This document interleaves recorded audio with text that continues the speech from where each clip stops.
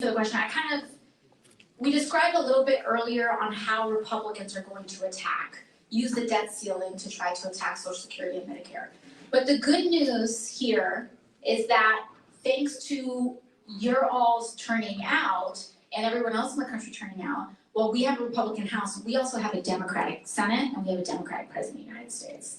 And I know that so long as we have a Democratic Senate and presidency, they are going to be highly, highly committed to protecting Social Security and Medicare from these kinds of cuts. So Biden has a history of trying to cut Social Security. Are you kidding me? Okay, sir. So I mean, here's what I'll say. His entire career has made it so that Social Security is endangered. So here's the reason why his state has all the credit card companies, because money loves him. So don't come to us and tell us that he cares. He does not. So I hear you. Listen, I hear you. She hasn't talked to his life. All he's been doing is talking. And I am a nobody. You had a lot of time to talk. TV, Twitter. All right, sir. I understand, sir. We are disappointed in you and the rest of the society. I understand, sir. I'm trying to answer the question. All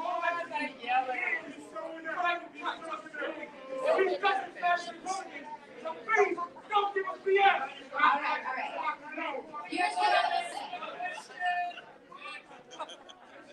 Here's what I will say. Sir.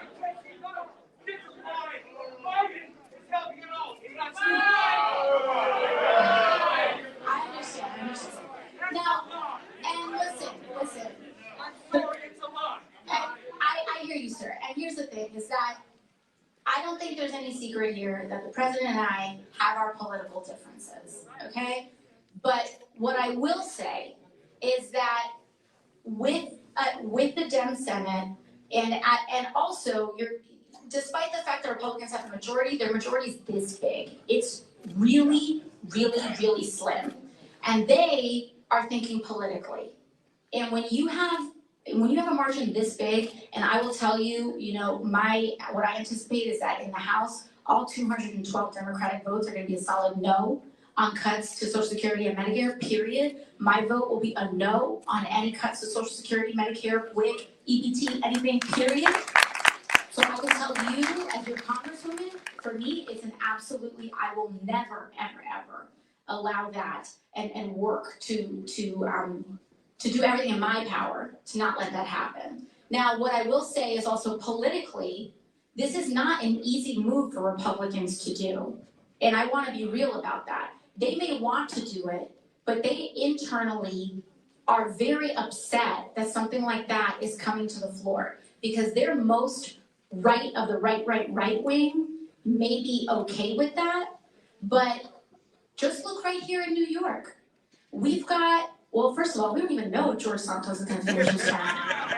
Which is going to bring them even slimmer. I'm just keeping it real. That's going to bring their margin even slimmer. You've got Westchester County that just swung by very small amounts. That's going to be tough for a representative in Westchester County to vote to cut Medicare, Social Security, EBT. So it's not as easy as they want it to be. Now, Kevin McCarthy's in a tough situation because he's a weak leader, as we saw from the first. He's a weak leader, and he's dramatically weakened after what happened in that first week because he made so many promises. Because Kevin McCarthy made so many promises that first week that he's lost track of everything that he gave away. And so as a result, it's going to be very hard because he created a lot of contention within his own caucus, which actually creates opportunities for us.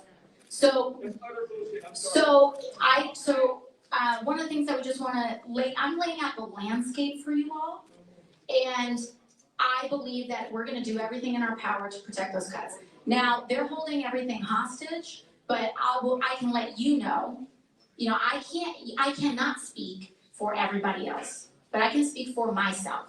And what I can tell you is that there is no way I would ever vote in approval to make those cuts and to protect our community. That's it.